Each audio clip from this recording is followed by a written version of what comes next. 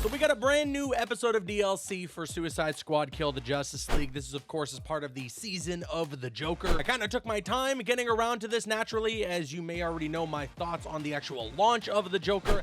Wasn't really the biggest fan in terms of especially the lack of narrative. But you know, they were kind of hyping up episode 2. They were talking about a new mission type. Obviously, they got plenty of new guns for us to try out. But also, we got the opportunity to face off against the Brainiac Superman. And there's quite a bit packed into episode 2 that I wanted to talk here in this video. And I mean, spoiler alert, I wasn't the biggest fan. But as we jump into episode 2, the first thing that you are greeted with is, well, when it comes to narrative, another motion comic. I will say one thing I was kind of excited about is that this motion comic, at least from what I am inferring, all but confirms that the Justice League in this game are clones, and that Brainiac is creating clones of the Justice League, so the real Justice League members might still be alive, which is close to, but not as exciting as if you were to scroll down and hit the thumbs up button right now. And you know, I've made plenty of videos in the past about how maybe they're gonna bring back the Justice League throughout this whole live service campaign that we're gonna be getting with this game. There's also like a crazy Easter egg that Arkham videos had found where it kind of insinuates that Batman will return. So those are like the tiny little things left that give me hope for the future of this game, or at least give me something to somewhat,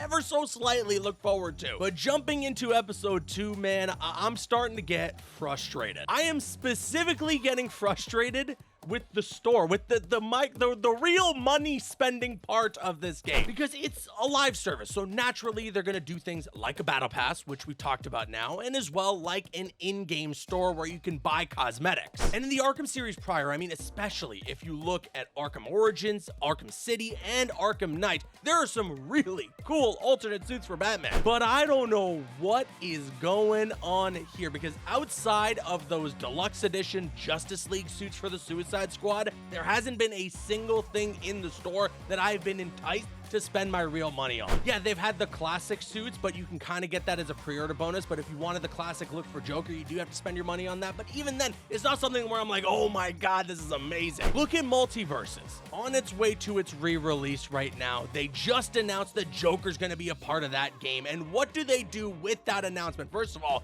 Mark Hamill's voicing Joker in that game. But second of all, boom, one of the most popular alternate looks for the Joker right now that a ton of people are a big fan of, that even pops up in Mortal Kombat of all things. The Batman Who Laughs skin is gonna be in Multiverses for the Joker. How, in what universe, in what multiverse do we not have the Batman Who Laughs as a skin you can spend your $20 on in Suicide Squad Kill the Justice League? Not that I'm an advocate for how expensive some of these skins can be, but I can imagine that a lot of the people who still want to play this game, or even some of the people that may have checked out for this game, would want to jump back in and try out that costume, free roam around Metropolis with the Joker as the Batman Who Laughs. We're leaving money at the door, and instead what we are getting is like the Titan skins, you know, like how we had the big Titan Joker at the end of Arkham Asylum, but it's just like the bones popping out and they're still the same body shape. So now Joker in this game, if you were to purchase that skin, kind of looks like, you know, we have Titan Joker at home. It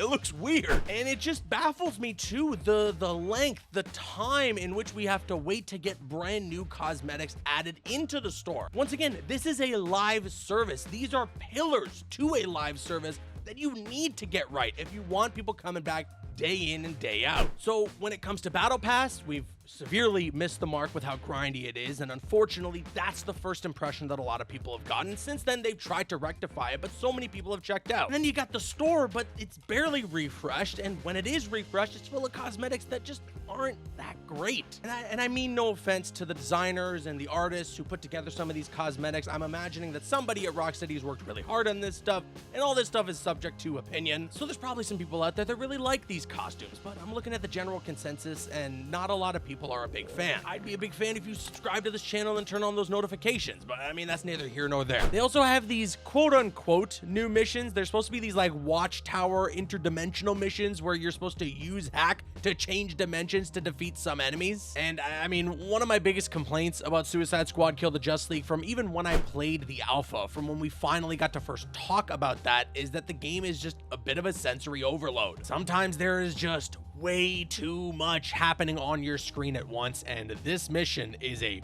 perfect example of that. I gotta admit once again though that this game does still have really good gunplay and some very fun movement, and that's part of the reason why I jump back in every now and again. But these Watchtower missions don't really feel that new at all. They honestly feel like a combination of some missions that are already in the game, and there's just so much happening on your screen. It's next to impossible to try and figure out what you gotta do, and this is definitely more suited to play co-op than it is solo. And while I understand this is a co-op game, that's a huge part about it, the co-op aspect of the game shouldn't be the design philosophy around new mission types. And I'll be honest with you guys, I didn't bother grinding too far in to get to that Superman boss fight or the Brainiac Superman thing. I know it's just going to be a recycled Superman fight from the base game. And also, I mean, he looks weird, man. And yeah, I mean, as a matter of fact, that does end up being some of the only cutscenes, if you will, that take place through the entirety of episode 2. And this has been one of my biggest issues with this DLC rollout. There is next to no narrative. There's no meat on the bone whatsoever. It's just a little cutscene here or there, some dialogue where you try to get a bit more out of it, and that's it. As I said in my previous video with the launch of episode 1, when the Joker DLC actually dropped, there is no mention, no interaction between Joker and Harley that references, you know, their past. Harley has no reaction to this new Joker, considering throughout the whole base game, she has these hints and sort of these tiny little teases about how she really felt about the Joker and the damage that the Joker had done to her. And I can't believe these are some really key narrative points that we are missing out on here. It is very unfortunate. Oh, and yeah, the open world actually was updated, and there's some spots on the map you can go to where you can see a tease of the next DLC character that's coming to the game, which looks to be Mr. Freeze or something of that sort. There's like these little pockets that you can walk in, and they're all icy, and there's a bunch of snow, so obviously we're gonna be getting something like that. I think from that end credits tease that they posted about all the upcoming characters, it looks like it's gonna be Mr. Freeze, and we're probably gonna find out at some point really soon, at least hopefully. And although I'm not gonna get my hopes up too high, I'm crossing my fingers that maybe come that DLC we're gonna get a bit more in terms of narrative. Maybe we'll start to find out how we're gonna bring back the Justice League. Maybe we'll get 2 cutscenes this time around. I don't know, that might be crazy. All in all, Suicide Squad Kill the Justice League, it's just in a really tough spot. I'm not 100% sure even if we're gonna get through the entire first year of content. I've said before, and I will still stand by the fact that I would love to see at least seasons 1 through 4. I want to see what this first batch of content they had planned was. And you know, like we're talking that end credits tease where they're showing all the characters that are to come, I at least want to get to Deathstroke. That is definitely Deathstroke at the end there.